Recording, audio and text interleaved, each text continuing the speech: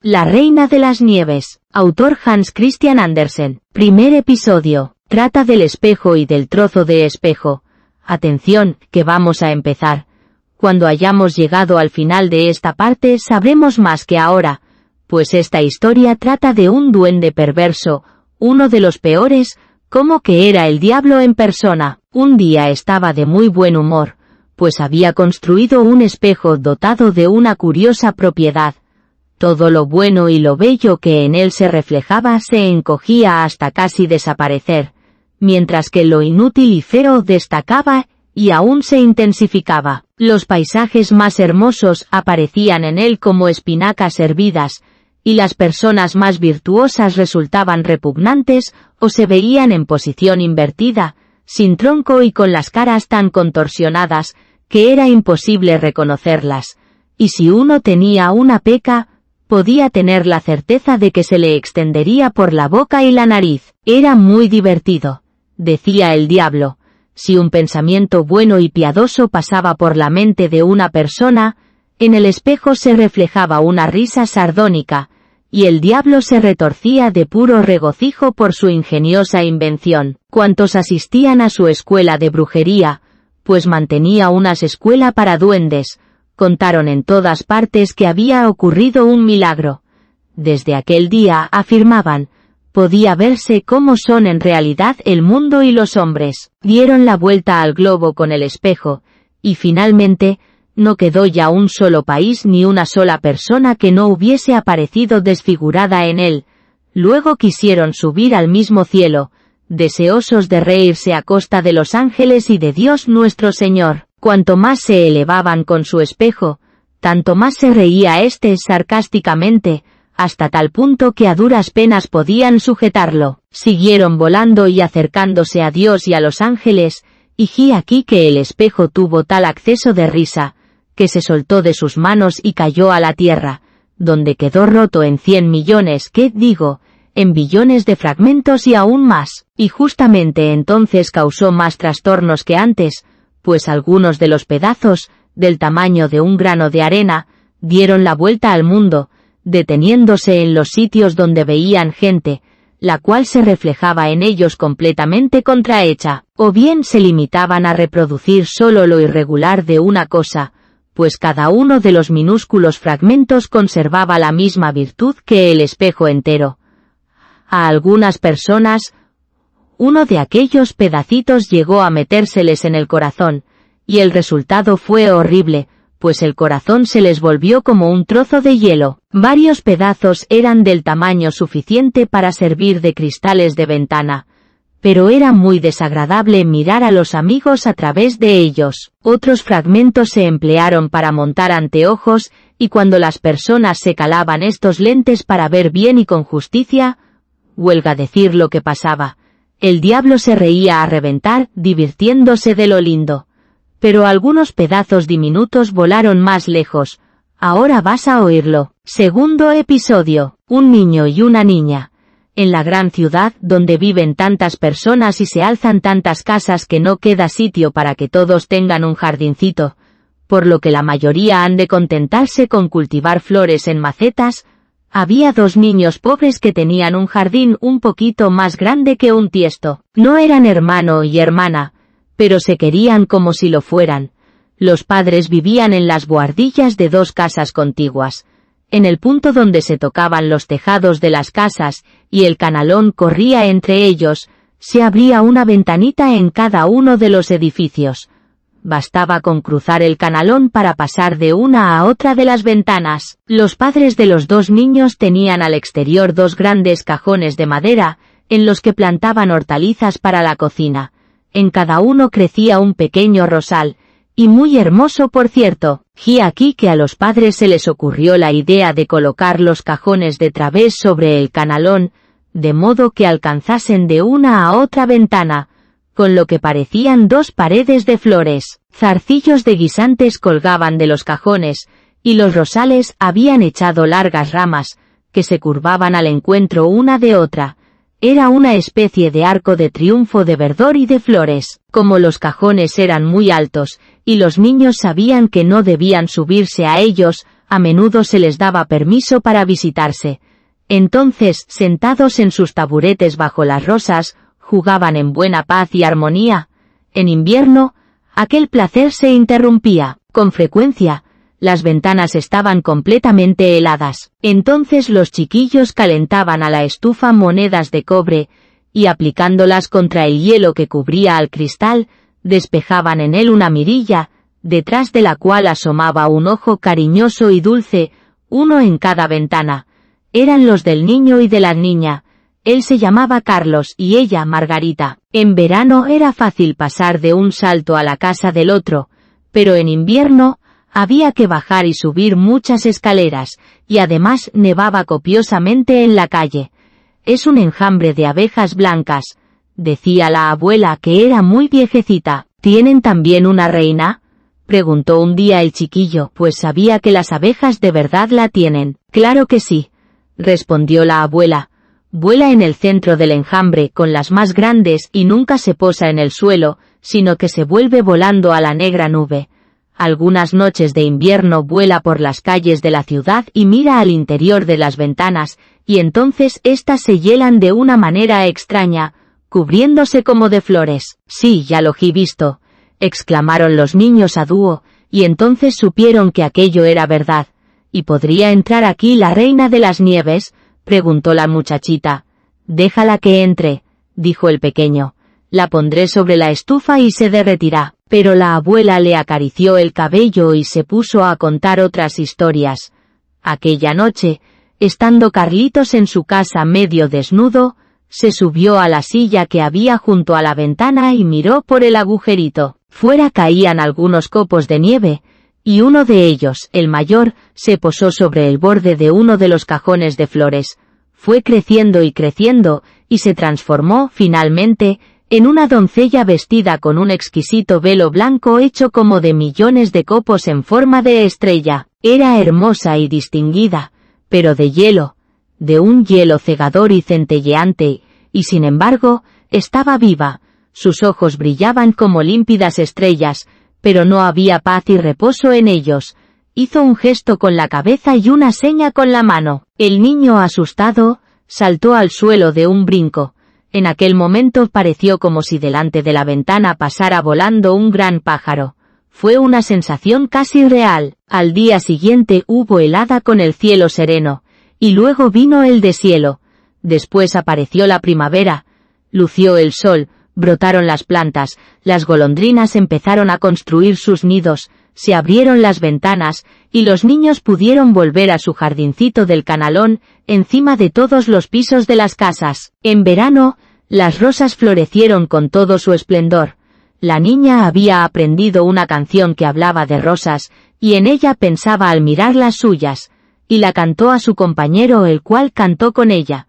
Florecen en el valle las rosas, bendito seas Jesús, que las haces tan hermosas. Y los pequeños, cogidos de las manos, besaron las rosas y, dirigiendo la mirada a la clara luz del sol divino, le hablaron como si fuese el niño Jesús. ¡Qué días tan hermosos! ¡Qué bello era todo allá fuera! Junto a los lozanos rosales que parecían dispuestos a seguir floreciendo eternamente. Carlos y Margarita, sentados, miraban un libro de estampas en que se representaban animales y pajarillos, y entonces el reloj acababa de dar las 5 en el gran campanario. Dijo Carlos: ¡ay, qué pinchazo en el corazón! Y algo me ha entrado en el ojo. La niña le rodeó el cuello con el brazo, y él parpadeaba, pero no se veía nada. Creo que ya salió, dijo, pero no había salido. Era uno de aquellos granitos de cristal desprendidos del espejo, el espejo embrujado. Bien se acuerdan de él, de aquel horrible cristal que volvía pequeño y feo todo lo grande y bueno que en él se reflejaba, mientras hacía resaltar todo lo malo y ponía de relieve todos los defectos de las cosas, pues al pobre Carlitos le había entrado uno de sus trocitos en el corazón. Qué poco tardaría en volvérsela como un témpano de hielo. Ya no le dolía, pero allí estaba. ¿Por qué lloras?, preguntó el niño. Qué fea te pones. No ha sido nada. Uefe, exclamó de pronto. Aquella rosa está agusanada y mira cómo está tumbada. No valen nada, Bien mirado. ¿Qué quieres que salga de este cajón? Y pegando una patada al cajón arrancó las 2 rosas. Carlos, ¿qué haces? Exclamó la niña, y al darse él cuenta de su espanto arrancó una tercera flor, se fue corriendo a su ventana y huyó de la cariñosa Margarita. Al comparecer ella más tarde con el libro de estampas, le dijo Carlos que aquello era para niños de pecho, y cada vez que abuelita contaba historias, salía él con alguna tontería. Siempre que podía, se situaba detrás de ella, y calándose unas gafas se ponía a imitarla. Lo hacía con mucha gracia, y todos los presentes se reían. Pronto supo remedar los andares y los modos de hablar de las personas que pasaban por la calle, y todo lo que tenían de peculiar y de feo, y la gente exclamaba, «Tiene una cabeza extraordinaria este chiquillo». Pero todo venía del cristal que por el ojo se le había metido en el corazón. Esto explica que se burléis incluso de la pequeña Margarita, que tanto lo quería. Sus juegos eran ahora totalmente distintos de los de antes. Eran muy juiciosos. En invierno, un día de nevada se presentó con una gran lupa, y sacando al exterior el extremo de su chaqueta, dejó que se depositasen en ella los copos de nieve. «Mira por la lente, Margarita», dijo, y cada copo se veía muchos mayor, y tenía la forma de una magnífica flor o de una estrella de 10 puntas. Daba gusto mirarlo. «Fíjate qué arte», observó Carlos, «es mucho más interesantes que las flores de verdad. Aquí no hay ningún defecto, son completamente regulares, si no fuera porque se funden». Poco más tarde, el niño con guantes y su gran trineo a las espaldas dijo al oído de Margarita, «Me han dado permiso para ir a la plaza a jugar con los otros niños», y se marchó. En la plaza no era raro que los chiquillos más atrevidos atasen sus trineos a los coches de los campesinos, y de esta manera paseaban un buen trecho arrastrados por ellos. Era muy divertido. Cuando estaban en lo mejor del juego, llegó un gran trineo pintado de blanco, ocupado por un personaje envuelto en una piel blanca y tocado con un gorro blanco también. El trineo dio 2 vueltas a la plaza, y Carlos corrió a atarle el suyo, dejándose arrastrar. El trineo desconocido corría a velocidad creciente, y se internó en la calle más próxima. El conductor volvió la cabeza e hizo una seña amistosa a Carlos, como si ya lo conociese. Cada vez que Carlos trataba de soltarse, el conductor le hacía un signos con la cabeza, y el pequeño se quedaba sentado. Al fin salieron de la ciudad, y la nieve empezó a caer tan copiosamente, que el chiquillo no veía siquiera la mano cuando se la ponía delante de los ojos. Pero la carrera continuaba. Él soltó rápidamente la cuerda para desatarse del trineo grande, pero de nada le sirvió. Su pequeño vehículo seguía sujeto, y corrían con la velocidad del viento. Se puso a gritar, pero nadie lo oyó. Continuaba nevando intensamente, y el trineo volaba, pegando de vez en cuando violentos saltos como si salvase fosos y setos. Carlos estaba aterrorizado. Quería rezar el Padre Nuestro, pero solo acudía a su memoria la tabla de multiplicar. Los copos de nieve eran cada vez mayores, hasta que al fin parecían grandes pollos blancos. De repente dieron un salto a un lado. El trineo se detuvo, y la persona que lo conducía se incorporó en el asiento. La piel y el gorro eran de pura nieve, y ante los ojos del chiquillo se presentó una señora alta y esbelta, de un blanco resplandeciente. Era la reina de las nieves. «Hemos corrido mucho», dijo. «Pero qué frío. Métete en mi piel de oso», prosiguió, y lo sentó junto a ella en su trineo y lo envolvió en la piel. A él le pareció que se hundía en un torbellino de nieve. «¿Todavía tienes frío?», le preguntó la señora, besándolo en la frente. Oh, sus labios eran peor que el hielo, y el beso se les entró en el corazón, que ya de suyo estaba medio helado. Tuvo la sensación de que iba a morir, pero no duró más que un instante. Luego se sintió perfectamente y dejó de notar el frío. «Mi trineo. No olvides mi trineo», pensó él de pronto. Pero estaba atado a uno de los pollos blancos, el cual echó a volar detrás de ellos con el trineo a la espalda. La reina de las nieves dio otro beso a Carlos y Margarita La abuela y todos los demás se borraron de su memoria. «No te volveré a besar», dijo ella, «pues de lo contrario te mataría». Carlos la miró. Era muy hermosa. No habría podido imaginar un rostro más inteligente y atractivo. Ya no le parecía de hielo como antes, cuando le había estado haciendo señas a través de la ventana. A los ojos del niño era perfecta, y no le inspiraba temor alguno. Le contó que sabía hacer cálculo mental, hasta con quebrados, que sabía cuántas millas cuadradas y cuántos habitantes tenía el país. Ella lo escuchaba sonriendo, y Carlos empezó a pensar que tal vez no sabía aún bastante, y levantó los ojos al firmamento, y ella emprendió el vuelo con él, hacia la negra nube, entre el estrépito de la tempestad. El niño se acordó de una vieja canción. Pasaron volando por encima de ciudades y lagos, de mares y países. Debajo de ellos aullaban el gélido viento y los lobos, y centelleaba la nieve. Y encima volaban las negras y ruidosas cornejas. Pero en lo más alto del cielo brillaba, grande y blanca, la luna. Y Carlos la estuvo contemplando durante toda la larga noche. Al amanecer se quedó dormido a los pies de la Reina de las Nieves. Tercer episodio. El jardín de la hechicera. Pero, ¿qué hacía Margarita al ver que Carlos no regresaba? ¿Dónde estaría el niño? Nadie lo sabía, nadie pudo darles noticias.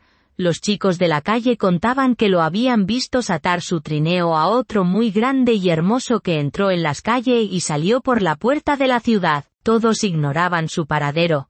Corrieron muchas lágrimas, y también Margarita lloró copiosa y largamente.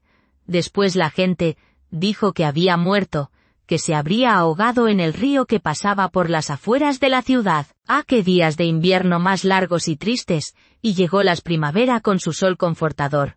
Carlos murió, ya no lo tengo, dijo la pequeña Margarita. No los creo, respondió el sol. Está muerto y ha desaparecido, dijo la niña a las golondrinas. No lo creemos, replicaron estas, y al fin la propia Margarita llegó a no creerlo tampoco. Me pondré los zapatos colorados nuevos, dijo un día, los que Carlos no ha visto aún, y bajaré al río a preguntar por él. Era aún muy temprano. Dio un beso a su abuelita que dormía, y calzándose los zapatos rojos, salió sola de la ciudad, en dirección al río. ¿Es cierto que me robaste a mi compañero de juego? Te daré mis zapatos nuevos si me lo devuelves. Y le pareció como si las ondas le hiciesen unas señas raras. Se quitó los zapatos rojos, que le gustaban con delirio, y los arrojó al río, pero cayeron junto a la orilla, y las leves ondas los devolvieron a tierra. Se habría dicho que el río no aceptaba la prenda que ella más quería, porque Carlos no estaba en él, pero Margarita, pensando que no había echado los zapatos lo bastante lejos, se subió a un bote que flotaba entre los juncos y avanzando hasta su extremo, arrojó nuevamente los zapatos al agua. Pero resultó que el bote no estaba amarrado y, con el movimiento producido por la niña, se alejó de la orilla. Al darse cuenta la niña, quiso saltar a tierra, pero antes que pudiera llegar a popa, la embarcación se había separado ya cosa de una vara de la ribera y seguía alejándose a velocidad creciente. Margarita, en extremo asustada, rompió a llorar, pero nadie las oyó aparte los gorriones, los cuales, no pudiendo llevarla a tierra, se echaron a volar a lo largo de la orilla, piando como para consolarla. Estamos aquí. El bote avanzaba, arrastrado por la corriente, y Margarita permanecía descalza y silenciosa. Los zapatitos rojos flotaban en pos de la barca sin poder alcanzarla, pues ésta navegaba a mayor velocidad. Las dos orillas eran muy hermosas, con lindas flores, viejos árboles y laderas en las que pacían ovejas y vacas, pero no se veía ni un ser humano. ¿Acaso el río me conduzca hasta Carlitos?, pensó Margarita, y aquella idea le devolvió la alegría. Se puso en pie y estuvo muchas horas contemplando la hermosa ribera verde, hasta que llegó frente a un gran jardín plantado de cerezos, en el que se alzaba una casita con extrañas ventanas de color rojo y azul. Por lo demás, tenía el tejado de paja, y fuera había 2 soldados de madera, con el fusil al hombro. Margarita los llamó, creyendo que eran de verdad, pero como es natural, no respondieron. Se acercó mucho a ellos, pues el río impelía el bote hacia la orilla. La niña volvió a llamar más fuerte, y entonces salió de la casa una mujer muy vieja, que se apoyaba en una muletilla. Llevaba para protegerse del sol un gran sombrero pintado de bellísimas flores. «Pobre pequeña», dijo la vieja, «¿cómo viniste a parar a este río caudaloso y rápido que te ha arrastrado tan lejos?» Y entrando en el agua, la mujer sujetó el bote con su muletilla, tiró de él hacia tierra y ayudó a Margarita a desembarcar. Se alegró la niña de volver a pisar tierra firme, aunque la vieja no dejaba de inspirarle cierto temor.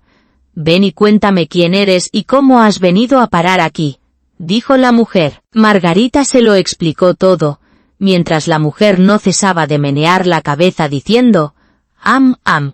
Y cuando la niña hubo terminado y preguntado a la vieja si por casualidad había visto a Carlitos, respondió ésta que no había pasado por allí, pero que seguramente vendría. No debía afligirse y sí, en cambio, probar las cerezas y contemplar sus flores, que eran más hermosas que todos los libros de estampas, y además cada una sabía un cuento. Tomó a Margarita de la mano y entró con ella en la casa, cerrando la puerta tras de sí. Las ventanas eran muy altas y los cristales de colores, rojo, azul y amarillo, por lo que la luz del día resultaba muy extraña. Sobre la mesa había un plato de exquisitas cerezas, y Margarita comió todas las que le vinieron en gana con permiso de la dueña. Mientras comía, la vieja la peinaba con un peine de oro, y el pelo se le iba ensortijando y formando un precioso marco dorado para su carita cariñosa, redonda y rosada. «Siempre he suspirado por tener una niña bonita como tú», dijo la vieja. «Ya verás qué bien lo pasamos las dos juntas». Y mientras seguía peinando el cabello de Margarita, ésta iba olvidándose de su amiguito Carlos, pues la vieja poseía el arte de hechicería, aunque no fuera una bruja perversa. Practicaba su don solo para satisfacer algún antojo, y le habría gustado quedarse con Margarita. Por eso salió a la rosaleda, y extendiendo la muletilla hacia todos los rosales magníficamente floridos, hizo que todos desaparecieran bajo la negra tierra, sin dejar señal ni rastro. Temía la mujer que Margarita, al ver las rosas, se acordase de las suyas y de Carlitos y escapase. Entonces condujo a la niña al jardín. Dios santo, qué fragancia y esplendor. Crecían allí todas las flores imaginables, las propias de todas las estaciones aparecían abiertas y magníficas, ningún libro de estampas podía comparársele. Margarita se puso a saltar de alegría, y estuvo jugando hasta que el sol se ocultó tras los altos cerezos. Entonces fue conducida a una bonita cama, con almohada de seda roja llena de pétalos de violetas, y se durmió, y soñó cosas como solo las sueña una reina el día de su boda. Al día siguiente volvió a jugar al sol con las flores, y de este modo transcurrieron muchos días. Margarita conocía todas las flores, y a pesar de las muchas que había, le parecía que faltaba una, sin poder precisar cuál. En una ocasión en que estaba sentada contemplando el sombrero de la vieja, que tenía pintadas tantas flores, vio también la más bella de todas, la rosa. La vieja se había olvidado de borrarla del sombrero cuando hizo desaparecer las restantes bajo tierra. Pero ya se sabe, uno no puede estar en todo. «Ahora que caigo en ello», exclamó Margarita, «¿no hay rosas aquí?», y se puso a recorrer los arriates, busca que busca. Pero no había ninguna. Entonces se sentó en el suelo y rompió a llorar. Sus lágrimas ardientes caían sobre un lugar donde se había hundido uno de los rosales, y cuando humedecieron el suelo, brotó de pronto el rosal, tan florido como en el momento de desaparecer, y Margarita lo abrazó y besó sus rosas y le volvieron a las memorias las preciosas de su casa y con ellas Carlitos. «¡Ay, cómo mejía entretenido!», exclamó la niña. «Yo iba en busca de Carlos. ¿No saben dónde está?», preguntó a las rosas. «¿Creen que está vivo o que está muerto?». «Muerto no está», respondieron las rosas. «Nosotras hemos estado debajo de la tierra donde moran todos los muertos, pero Carlos no estaba». «Gracias», dijo Margarita, y dirigiéndose a las otras flores miró sus cálices y les preguntó, ¿saben por ventura dónde está Carlos? Pero todas las flores tomaban el sol, ensimismadas en sus propias historias. Margarita oyó muchísimas, pero ninguna decía nada de Carlos. ¿Qué decía, pues, la azucena de fuego? Oye el tambor, bam bam. Son solo 2 notas siempre, bam bam. Escucha el plañido de las mujeres, escucha la llamada de los sacerdotes. Envuelta en su largo manto rojo, la mujer está sobre la pira. Las llamas la rodean así como a su esposo muerto. Pero la mujer hindú piensa en el hombre vivo que está entre la multitud. En él cuyos ojos son más ardientes que las llamas. En él el ardor de cuyos ojos agita su corazón más que el fuego que pronto reducirá su cuerpo a cenizas. ¿Puede la llama del corazón perecer en la llama de la hoguera? No comprendo una palabra de lo que dices, exclamó Margarita. Pues este es mi cuento, replicó la azucena. ¿Qué dijo la campanilla? Más arriba del sendero de montaña se alza un antiguo castillo. La espesa siempre viva crece en torno de los vetustos muros rojos hoja contra hoja, rodeando la terraza.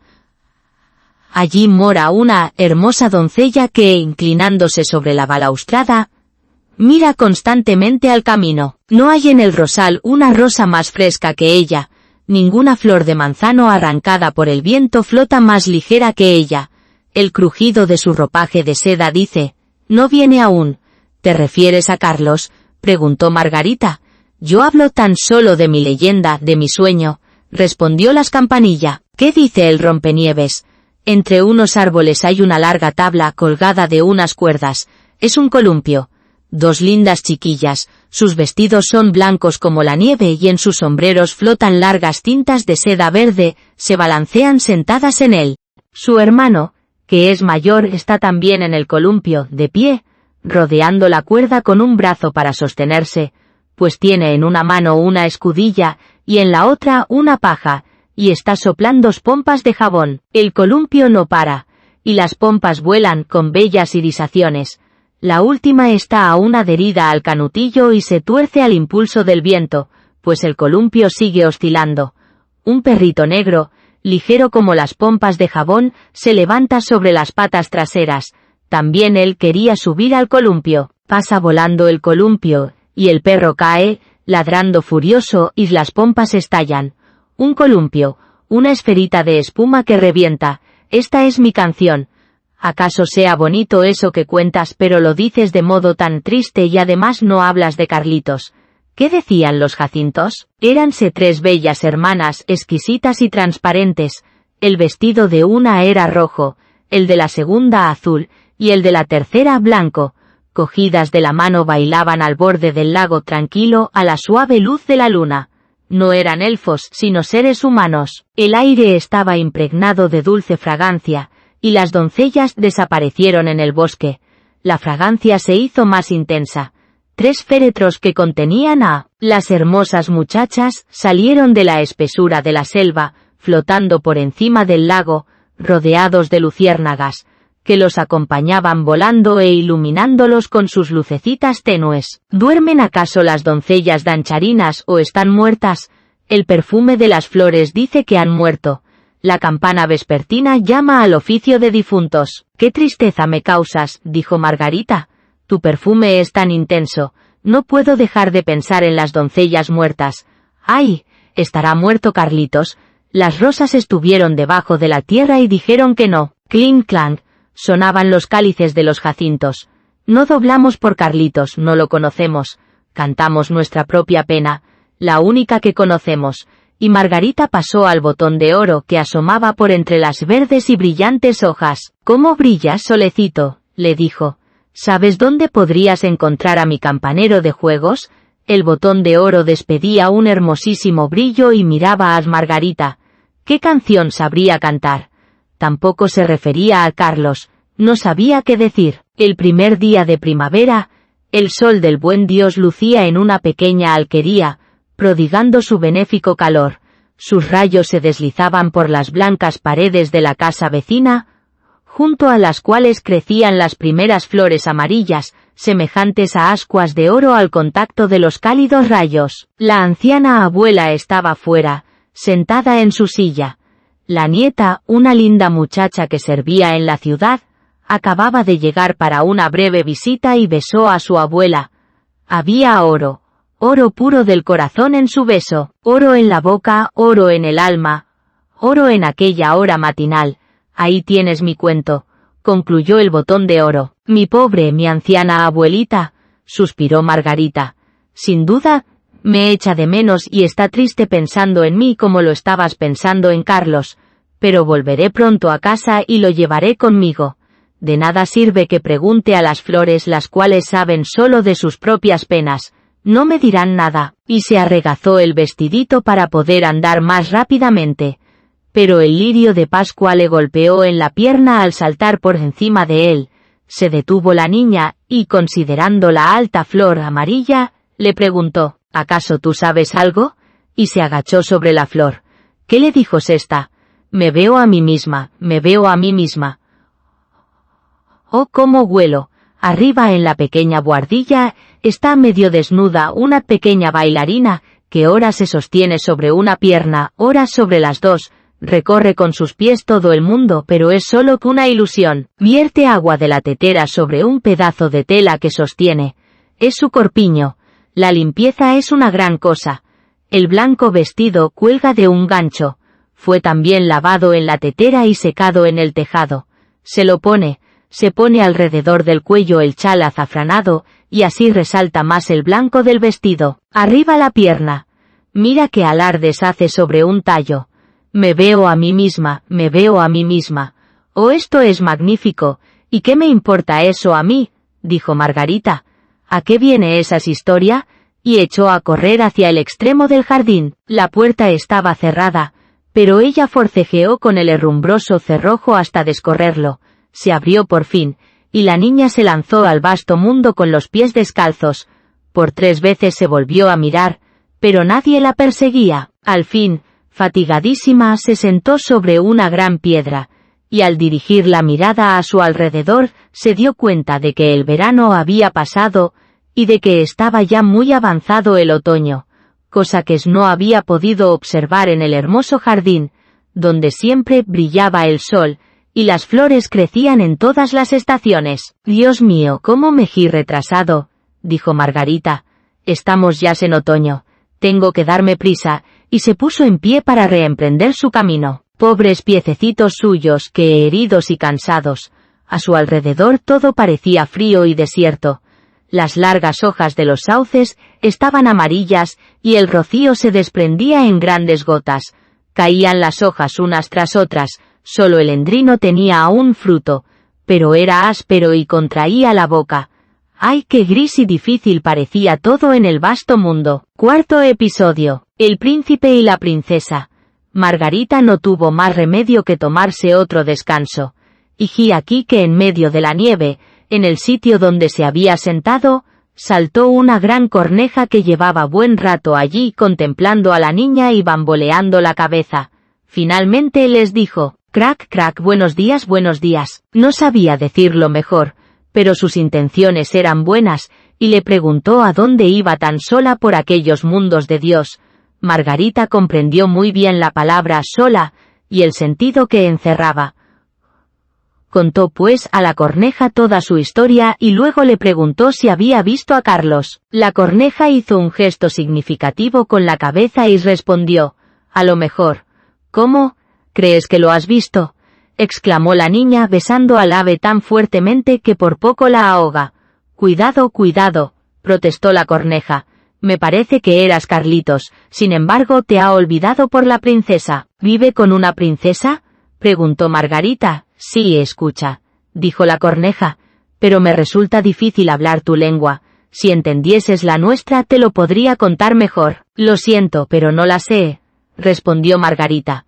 «Mi abuelita sí la entendía y también la lengua de las pes. Qué lástima que yo no la aprendiera». «No importa», contestó la corneja, «te lo contaré lo mejor que sepa. Claro que resultará muy deficiente». Y le explicó lo que sabía. «En este reino en que nos encontramos, vive una princesa de lo más inteligente, tanto que se ha leído todos los periódicos del mundo, y los ha vuelto a olvidar. Ya ves si es lista». Uno de estos días estaba sentada en el trono, lo cual no es muy divertido según dicen. El hecho es que se puso a canturrear una canción que decía así: ¿y si me buscara un marido? Oye, eso merece ser meditado, pensó, y tomó la resolución de casarse. Pero quería un marido que supiera responder cuando ella le hablara, un marido que no se limitase a permanecer plantado y lucir su distinción. Esto era muy aburrido. Convocó entonces a todas las damas de la corte, y cuando ellas oyeron lo que la reina deseaba, se pusieron muy contentas. «Esto me gusta», exclamaron todas. «Hace unos días que yo pensaba también en lo mismo. Te advierto que todo lo que digo es verdad», observó la corneja. «Lo sé por mi novia que tienes libre entrada en palacio, está domesticada». La novia era otra corneja. Claro está, pues una corneja busca siempre a una semejante y naturalmente es siempre otra corneja. Los periódicos aparecieron enseguida con el monograma de la princesa dentro de una orla de corazones. Podía leerse en ellos que todo joven de buen parecer estaba autorizado a presentarse en palacio y hablar con la princesa. El que habléis con desenvoltura y sin sentirse intimidado, y desplegase la mayor elocuencia, sería elegido por las princesas como esposo. «¿Puedes creerme?», insistió la corneja. «Es verdad, tan verdad como que estoy ahora aquí». Acudió una multitud de hombres, todo eran aglomeraciones y carreras, pero nada salió de ello, ni el primer día ni el segundo. Todos hablaban bien mientras estaban en la calle, pero en cuanto franqueaban la puerta de palacio y veían los centinelas en uniforme plateado, y los criados con librea de oro en las escaleras, y los grandes salones iluminados, perdían la cabeza, y cuando se presentaban ante el trono ocupado por la princesa, no sabían hacer otra cosa que repetir la última palabra que ella dijera, y esto a la princesa no le interesaba ni pizca. Era como si al llegar al salón del trono se les hubiese metido rapé en el estómago, y hubiesen quedado aletargados, no despertando hasta encontrarse nuevamente en la calle. Entonces recobraban el uso de la palabra, y había una enorme cola que llegaba desde el palacio hasta las puertas de la ciudad. Yo estaba también, como espectadora, y pasaban hambre y sed, pero en el palacio no se les servía ni un vaso de agua. Algunos más listos se habían traído bocadillos, pero no creas que los compartieran con el vecino. Pensaban, mejor que tenga cara de hambriento, así no lo querrás la princesa. Pero, ¿y Carlos y Carlitos?, preguntó Margarita. ¿Cuándo llegó? ¿Estaba entre la multitud? Espera, ya saldrá Carlitos. El tercer día se presentó un personajito, sin caballo ni coche, pero muy alegre. Sus ojos brillaban como los tuyos. Tenía un cabello largo y hermoso, pero vestía pobremente. Era Carlos, exclamó Margarita alborozada. «Oh, lo he encontrado», y dio una palmada. «Llevaba un pequeño morral a la espalda», prosiguió la corneja. «No, debía de ser su trineo», replicó Margarita, «pues se marchó con el trineo». «Es muy posible», admitió la corneja. «No me fijé bien, pero los que sí sé, por mi novia domesticada, es que el tal individuo, al llegar a la puerta de palacio y ver la guardia en uniforme de plata y a los criados de la escalera en librea dorada, no se esturbó lo más mínimo, sino que, saludándoles con un gesto de la cabeza, dijo: «Debe ser pesado estarse en la escalera, yo prefiero entrar». Los salones eran un ascua de luz. Los consejeros privados y de qué estado andaban descalzos llevando fuentes de oro. Todo era solemne y majestuoso. Los zapatos del recién llegado crujían ruidosamente, pero él no se inmutó. «¿Es Carlos sin duda alguna?», repitió Margarita. «Sé que llevaba zapatos nuevos. Oí crujir sus suelas en casa de abuelita». «Ya lo creo que crujían», prosiguió la corneja, y nuestro hombre se presentó alegremente ante la princesa, la cual estaba sentada sobre una gran perla, del tamaño de un torno de hilar. Todas las damas de la corte, con sus doncellas y las doncellas de las doncellas, y todos los caballeros con sus criados y los criados de los criados, que a su vez tenían asistente, estaban colocados en semicírculo. y cuanto más cerca de la puerta más orgullosos parecían. Al asistente del criado que va siempre en zapatillas, uno casi no se atreve a mirarlo. Tal es la altivez con que se está junto a la puerta. Debe ser terrible, exclamó Margarita. ¿Y vas a decirme que Carlos se casó con la princesa? De no haber sido yo Corneja me habría quedado con ella, y estos que estoy prometido. Parece que él habló tan bien como lo hago yo cuando hablo en mi lengua, así me lo ha dicho mi novia domesticada. Era audaz y atractivo. No se había presentado para conquistar a la princesa, sino solo para escuchar su conversación, y la princesa le gustó, y ella por su parte quedó muy satisfecha de él. Sí, seguro que era Carlos, dijo Margarita, siempre ha sido tan inteligente, fíjate que sabía calcular de memoria con quebrados. Oh, por favor, llévame al palacio. Niña, que pronto lo dices, replicó la Corneja. Tendré que consultarlo con mi novia domesticada.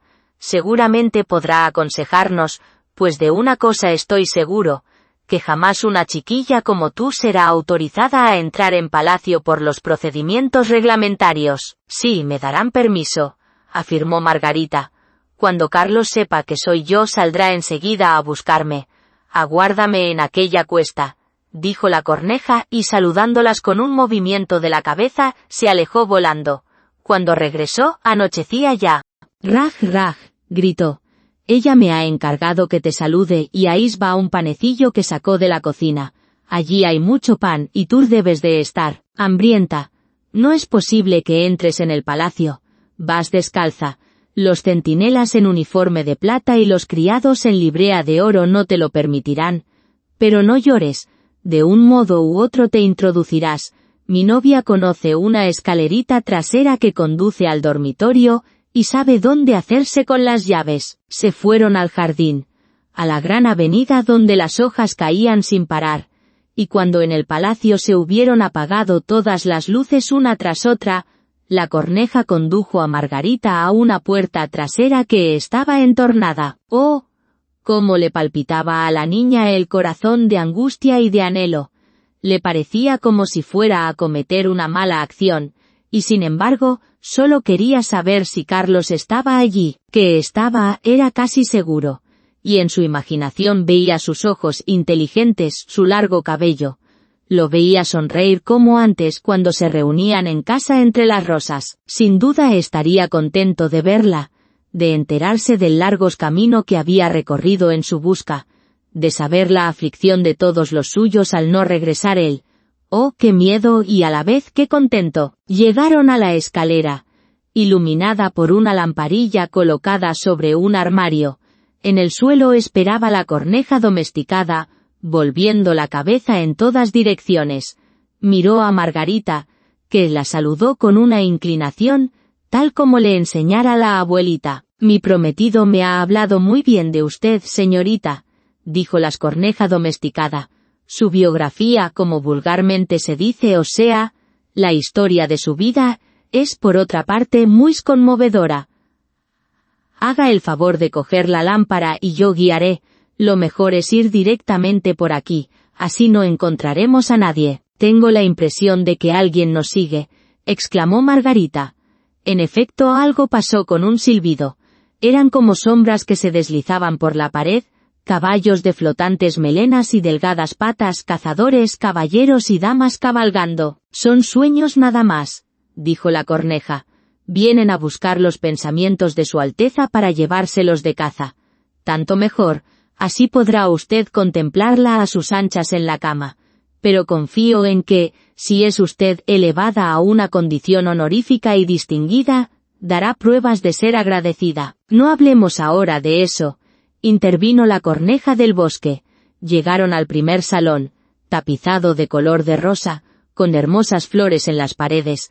Pasaban allí los sueños rumoreando pero tan vertiginosos, que Margarita no pudo ver a los nobles personajes. Cada salón superaba al anterior en magnificencia. Era para perder la cabeza. Al fin llegaron al dormitorio, cuyo techo parecía una gran palmera con hojas de cristal, pero cristal precioso. En el centro, De un grueso tallo de oro colgaban 2 camas, cada una semejante a un lirio. En la primera blanca dormía la princesa. En la otra roja, Margarita debía buscar a Carlos. Separó una de las hojas encarnadas y vio un cuello moreno. Era Carlos. Pronunció su nombre en voz alta, acercando la lámpara. Los sueños volvieron a pasar veloces por la habitación. Él se despertó, volvió la cabeza y no era Carlos. El príncipe se le parecía solo por el pescuezo, pero era joven y guapo. La princesa, parpadeando por entre la blanca hoja de lirio, preguntó qué ocurría. Margarita rompió a llorar y le contó toda su historia y lo que por ella habían hecho las cornejas. «Pobre pequeña», exclamaron los príncipes. Elogiaron a las cornejas y dijeron que no estaban enfadados, aunque aquello no debía repetirse. Por lo demás, recibirían una recompensa. «¿Prefieren marcharse libremente?», preguntó la princesa, «o quedarse en palacio en calidad de cornejas de corte con derecho a todos los desperdicios de la cocina». Las 2 cornejas se inclinaron respetuosamente y manifestaron que optaban por el empleo fijo, pues pensaban en la vejez y en que sería muy agradable contar con algo positivo para cuando aquella llegase. El príncipe se levantó de la cama y la cedió a Margarita. Realmente no podía hacer más. Ella cruzó las manos pensando, «Qué buenas son las personas y los animales después de todo», y cerrando los ojos se quedó dormida. Acudieron de nuevo todos los sueños, y creyó ver angelitos de Dios que guiaban un trineo en el que viajaba Carlos, el cual la saludaba con la cabeza.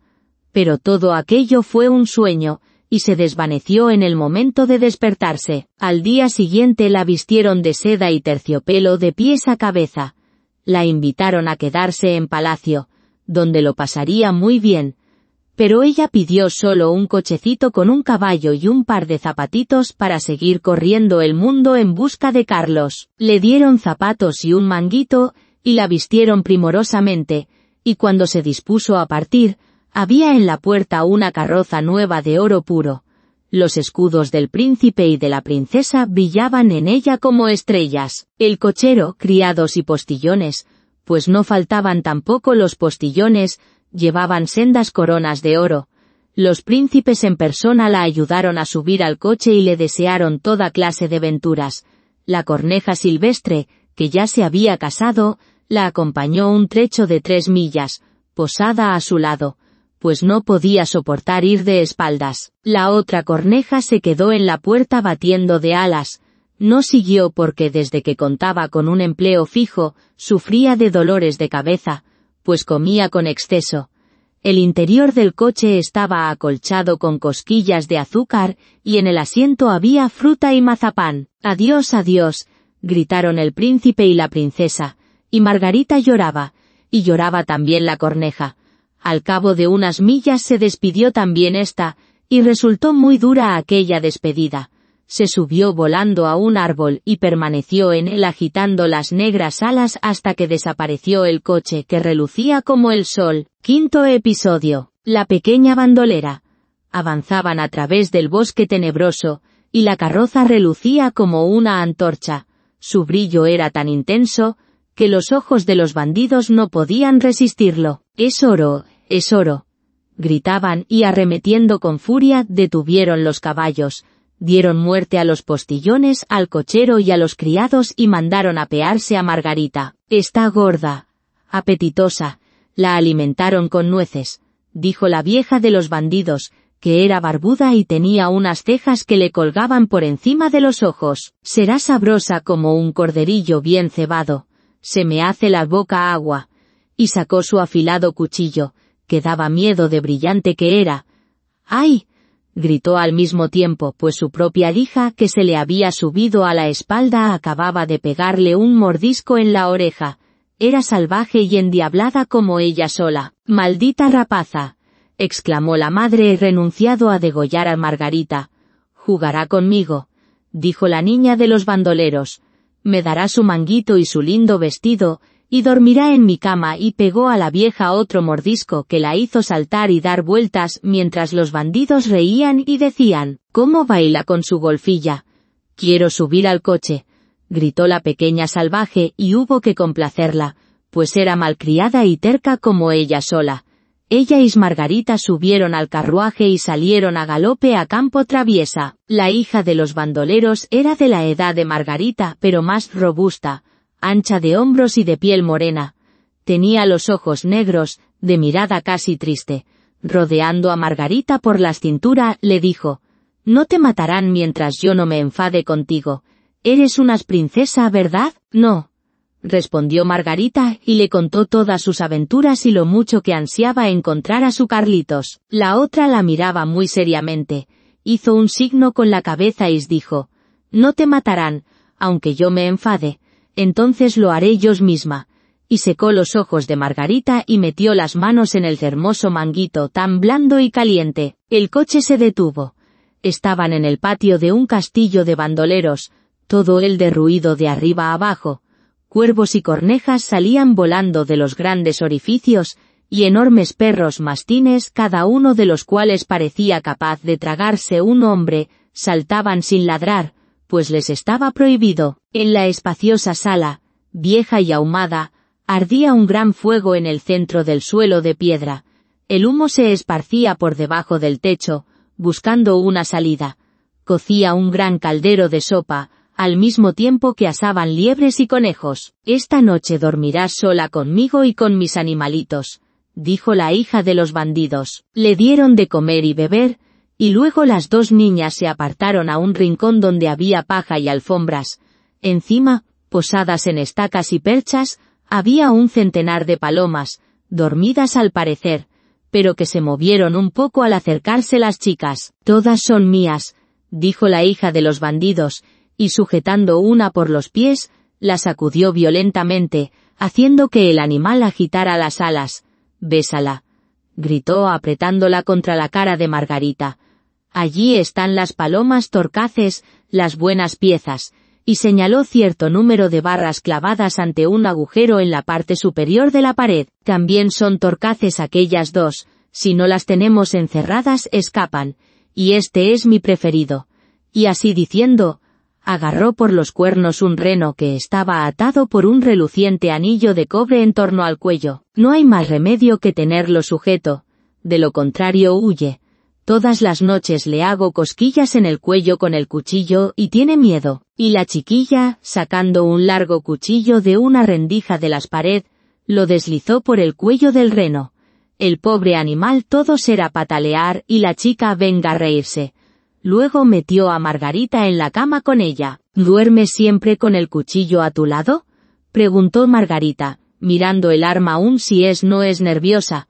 «Desde luego», respondió la pequeña bandolera. «Nunca sabe una lo que puede ocurrir.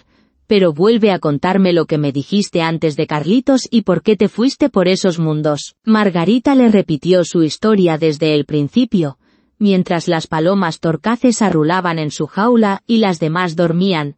La hija de los bandidos pasó un brazo en torno al cuello de Margarita, y con el cuchillo en la otra mano, se puso a dormir y a roncar. Margarita, en cambio, no podía pegar los ojos, pues no sabía si seguiría viva o si debía morir. Los bandidos sentados alrededor del fuego, cantaban y bebían, mientras la vieja no cesaba de dar volteretas.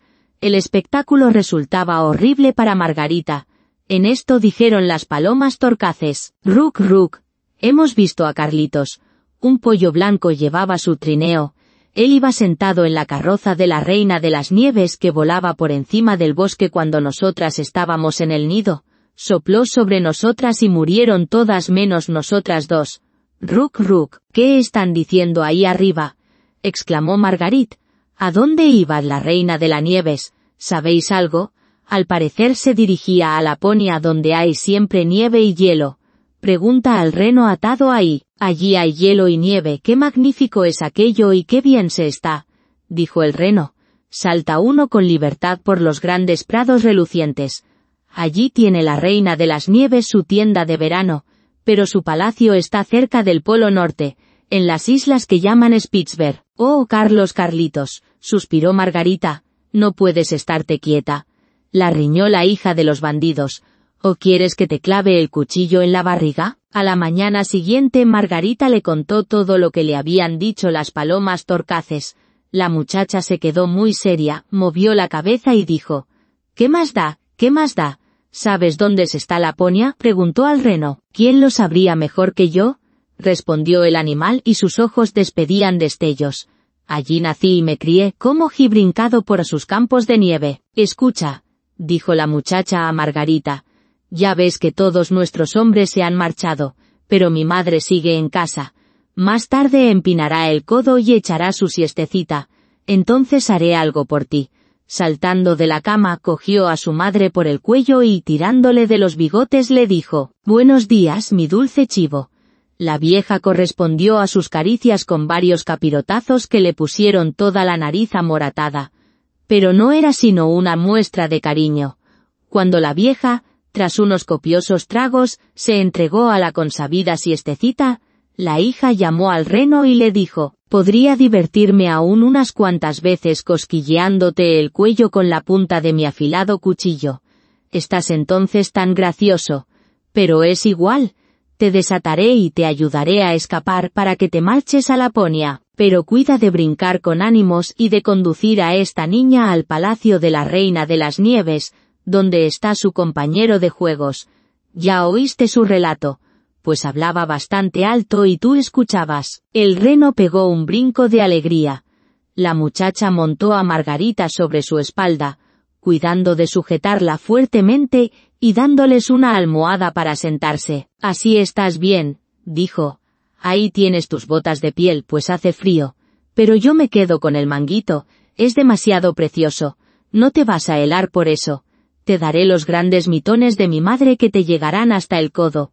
Póntelos. Así, ahora tus manos parecen las de mi madre». Margarita lloraba de alegría. «No puedo verte lloriquear», dijo la hija de los bandidos. «Debes estar contenta. Ahí tienes 2 panes y un jamón para que no pases hambre». Ató las vituallas a la grupa del reno, abrió las puertas, hizo entrar todos los perros y cortando la cuerda con su cuchillo dijo al reno: «A galope, pero mucho cuidado con las niñas». Margarita alargó las manos, cubiertas con los grandes mitones, hacia la muchachita, para despedirse de ella, y enseguida el reno emprendió la carrera a campo traviesa, por el inmenso bosque, por pantanos y estepas a toda velocidad. Aullaban los lobos y graznaban los cuervos. Del cielo llegaba un sonido de pff, pff, como si estornudasen. «Son mis auroras boreales», dijo el reno. «Mira cómo brillan», y redobló la velocidad día y noche. Se acabaron los panes y el jamón y al fin llegaron a Laponia. Sexto episodio. La Lapona y la finesa. Hicieron alto frente a una casita de aspecto muy pobre. El tejado llegaba hasta el suelo, y la puerta era tan baja que para entrar y salir, la familia tenía que arrastrarse. Nadie había en la casa. Aparte una vieja lapona que cocía pescado en una lámpara de aceite. El reno contó toda la historia de Margarita, aunque después de haber relatado la propia, que estimaba mucho más importante. La niña estaba tan aterida de frío, que no podía hablar. «Pobres», dijo la mujer lapona. «Lo que les queda aún por andar.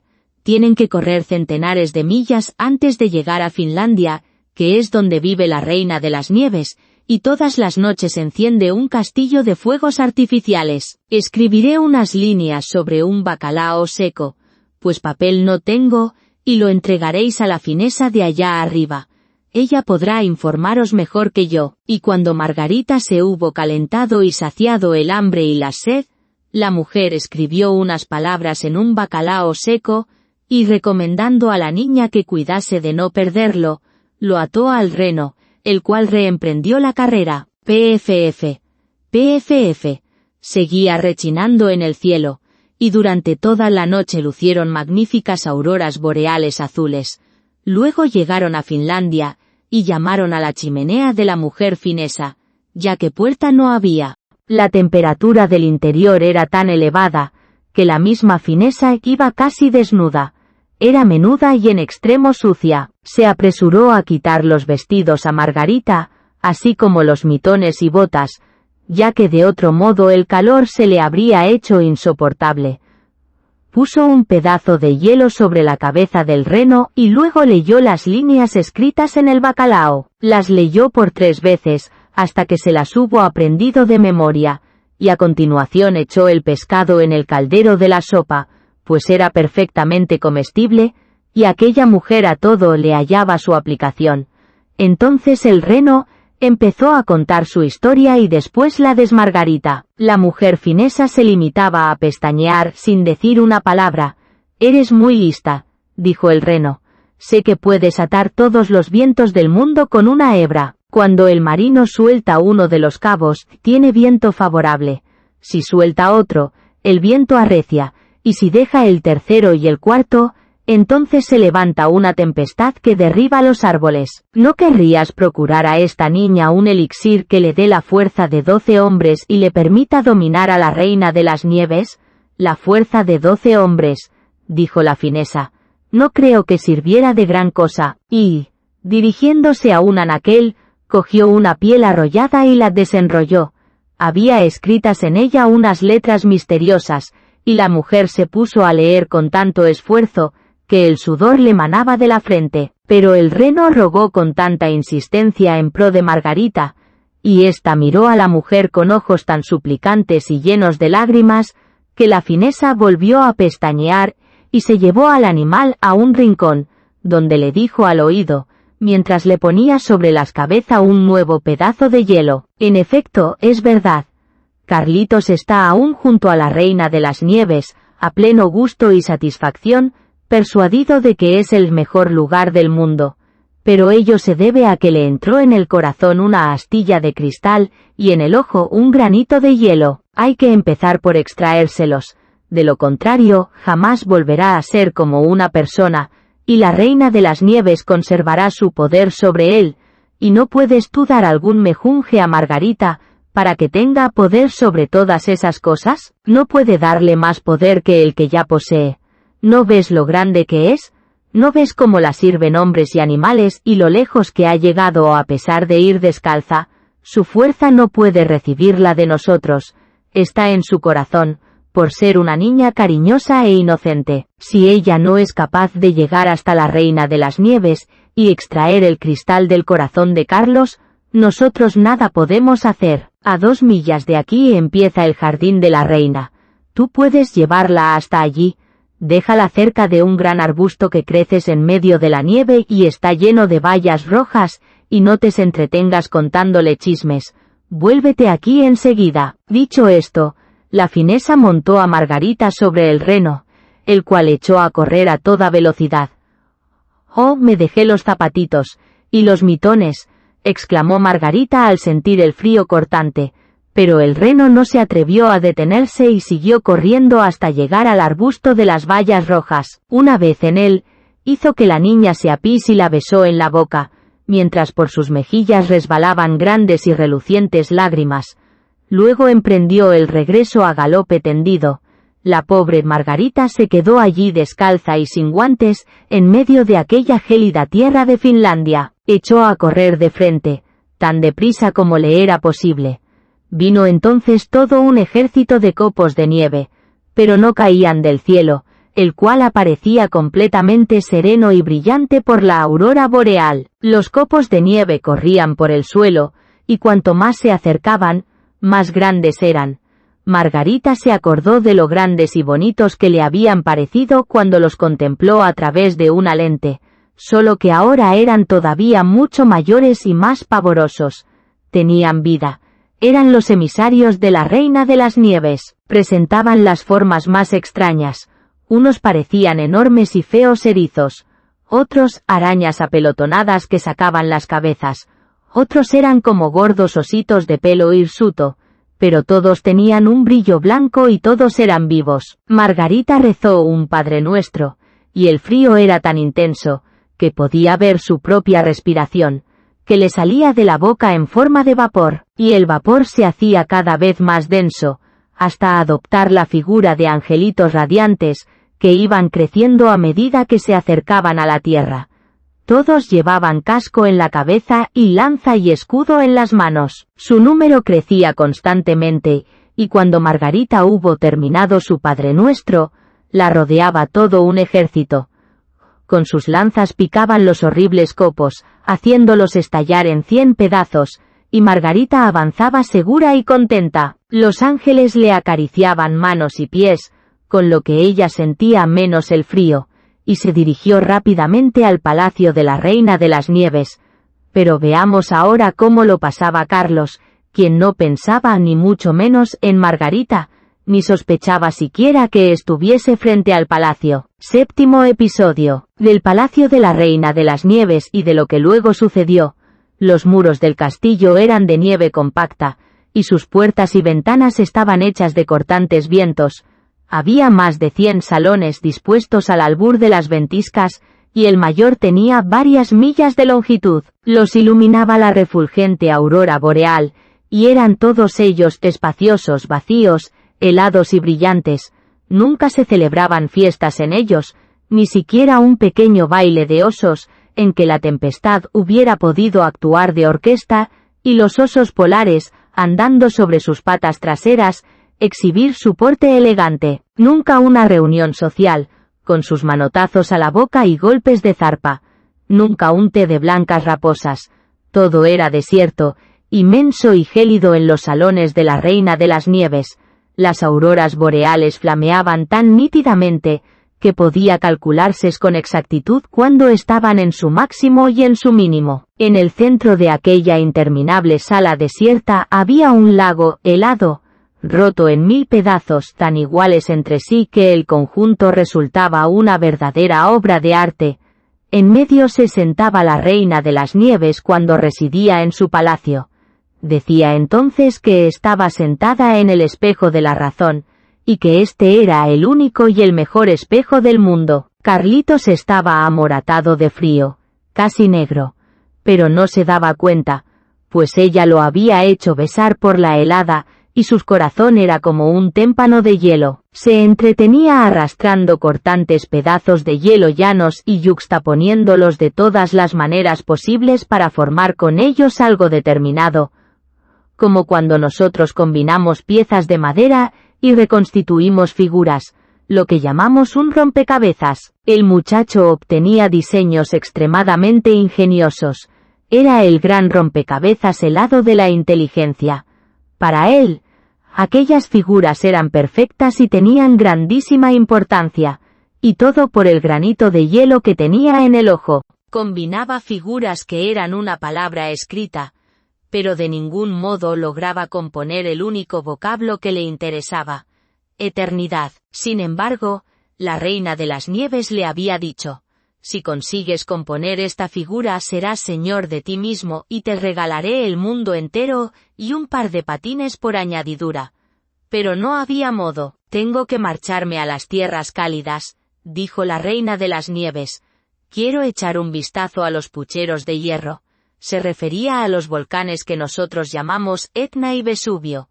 Les pondré un poquitín de blanco como corresponde, y además les irá bien a los limones y a las uvas. Y levantó el vuelo, dejando a Carlos solo en aquella sala helada y enorme, tan lejana, entregado a sus combinaciones con los pedazos de hielo, pensando y cavilando hasta sorberse los sesos.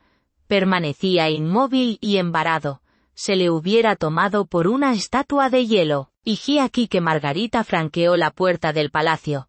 Soplaban en él vientos cortantes, pero cuando la niña rezó su oración vespertina, se calmaron como si les entrara sueño, y ella avanzó por las enormes salas frías y desiertas. Allí estaba Carlos. Lo reconoció enseguida, se le arrojó al cuello y abrazándolo fuertemente exclamó: «Carlos, mi Carlitos querido, al fin te encontré». Pero él seguía inmóvil, tieso y frío. Y entonces Margarita lloró lágrimas ardientes, que cayeron sobre su pecho y penetraron en su corazón, derritiendo el témpano de hielo y destruyendo el trocito de espejo. Él la miró, y la niña se puso a cantar: «Florecen en el valle las rosas. Bendito seas, Jesús, que las haces tan hermosas». Entonces Carlos prorrumpió en lágrimas. Lloraba de tal modo, que el granito de espejo le salió flotando del ojo.